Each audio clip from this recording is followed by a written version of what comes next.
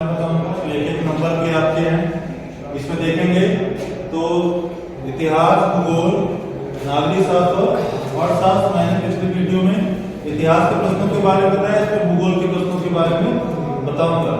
जैसे इसमें जितने भी अध्याय हैं, संसाधन, विकास, जल संसाधन, वन्य जीव, कृषि, खनिज संसाधन, इस सबसे रिलेटेड जो भी क्वेश्चन है वो इस प्रकार है। जैसे पहला क्वेश्चन है, भूमि किस प्रकार का संसाधन है? तो भूमि एक प्राकृतिक संसाधन। अगर क्वेश्चन है भूमि किस प्रकार का संसाधन है? प्राकृतिक संसाधन। प्राकृतिक संसाधन। अगला है, भारत में वन क्षेत्र कितने प्रतिशत भाग पर है और कितने प्रतिशत भाग पे होना चाहिए? तो भारत में जो वन क्षेत्र है वो लगभग 24% भाग पे है, जबकि 33% भाग पर आपका होना चाहिए। तो अगर आए कि भारत में कितने प्रतिशत भाग पर वन पाया जाता है, तो वो 24% भाग पर पाया जाता है। कितने प्रतिशत भाग पर होना चाहिए? 33% होना चाहिए। 33% भाग पर। अगला है, नवीकरणीय संसाधन कौन कौन से कहलाते हैं? तो जो संसाधन खत्म नहीं हो सकते वो नवीकरणीय संसाधन कहलाते हैं। जैसे सौर ऊर्जा, पवन ऊर्जा और ज्वारीय ऊर्जा। ठीक है।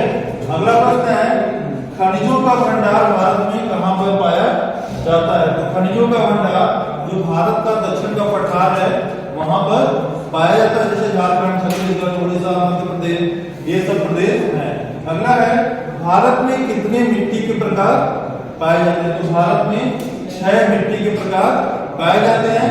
फिर है, सर्वाधिक भाग पर कौन सी मिट्टी के प्रकार पाए जाते हैं? तो सर्वाधिक भाग पर जलोढ़ मिट्टी पाई जाती है। जलोढ़ मिट्टी सबसे उपजाऊ भी है। क्वेश्चन है सबसे उपजाऊ मिट्टी, तो जलोढ़ मिट्टी कहलाती है। अगला है, काली मिट्टी किस राज्य में पाई जाती है? तो काली मिट्टी 2 राज्यों में पाई जाती है, एक गुजरात और एक महाराष्ट्र। ठीक है। अगला क्वेश्चन इसमें बन सकता है, कपास की खेती किस मिट्टी में होती है? तो कपास की खेती काली मिट्टी में होती है। अगला प्रश्न है, हरा सोना किसे कहा जाता है? हरा सोना वन संसाधन को कहा जाता है। जो हरा दिखता है, पेड़ पौधे दिखते हैं, तो हरा सोना वन संसाधन को कहा जाता है। अगला है, सुंदरवन राष्ट्रीय पार्क किस राज्य में है? तो सुंदरवन राष्ट्रीय पार्क आपका पश्चिम बंगाल में स्थित है। फिर है, पार्क परियोजना भारत में कब आई? तो पार्क परियोजना भारत में 1973 में आई। अगला है, आपका चिपको आंदोलन किससे संबंधित है? तो चिपको आंदोलन वन संरक्षण से संबंधित है। और कहां पर हुआ था? उत्तराखंड में हुआ था। फिर है, वन्य जीव अधिनियम, भारतीय वन्य जीव अधिनियम कब आया था? तो यह था आपका 1972। फिर है, बहुउद्देशीय परियोजनाओं को किसने आधुनिक भारत का मंदिर कहा? अगर क्वेश्चन आ जाए किसने बहुउद्देशीय परियोजनाओं को आधुनिक भारत का मंदिर कहा, तो किसने कहा था? जवाहरलाल नेहरू ने कहा। भारत तो वो आपका है दामोदर नदी घाटी परियोजना, भारत की प्रथम नदी घाटी परियोजना है। अगला है, टिहरी हीराकुद बांध किस नदी पे है? तो महानदी पे है। टिहरी बांध किस नदी पे है? तो तेलंगाना या भागीरथी नदी पे है। उसके बाद नागार्जुन सागर परियोजना किस नदी पे है? तो कृष्णा नदी पे है। फिर सलाल बांध परियोजना, ये सारे इंपॉर्टेंट है, अगर है तो चिनाब नदी पे स्थित है। ठीक है। अगला प्रश्न है, भारत की जीविका का स्रोत क्या है? तो भारत एक कृषि प्रधान देश है, गेहूं चावल वगैरह होते हैं। तो भारत की जीविका का स्रोत कृषि। ठीक है। रोपण कृषि मतलब रोपी जाती है, वो कौन कौन सी होती है? जैसे चाय रोपण कृषि के अंतर्गत शामिल किया जाता है। अब रबी की फसल में गेहूं, सरसों, मटर, दाल वगैरह आपके अंदर आए।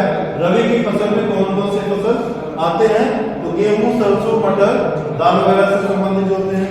अगला है, खरीफ की खेती कौन कौन से फसल आते हैं? तो वो है आपका चावल और बाजरा। ठीक है। फिर है, सर्वाधिक रबड़ किस राज्य में भारत के होते हैं? तो सर्वाधिक रबड़ आपके केरल में होते हैं। इसके बाद सुनहरा रेशा किसको कहते हैं? तो सुनहरा रेशा जूट को कहते हैं। फिर है, हरित क्रांति किससे संबंधित है? तो हरित क्रांति किससे संबंधित है? कृषि से संबंधित है। कब आई थी? तो 1967 में आई थी। कौन लाया था भारत में? तो MS स्वामीनाथन लाए थे। ठीक है। अगला है, श्वेत क्रांति किससे संबंधित है? तो श्वेत क्रांति दुग्ध उत्पादन से संबंधित है। इसके जनक भारत में कौन है?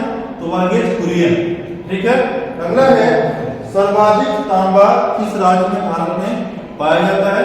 तो वो है आपका मध्य प्रदेश। फिर आप देख सकते हैं जो हेमेटाइट, तो हेमेटाइट क्या है?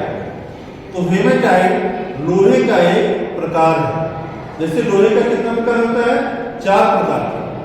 तो लोहा 4 प्रकार का होता है। पहला है आपका हेमेटाइट, मैग्नेटाइट, इस तरह से 4 प्रकार आपके मिलेंगे। अगर आए आपका हेमेटाइट तो आप बताएंगे वहां पे ये लोहा का प्रकार है। अगला है मान लीजिए कलपक्कम, किससे संबंधित है? तो कलपक्कम परमाणु ऊर्जा से संबंधित है। ठीक है, तो ये आपके प्रश्न थे। उसके बाद देखेंगे तो इससे संबंधित और भी क्वेश्चन जो हम अगले वीडियो में आपके डालेंगे। ठीक है।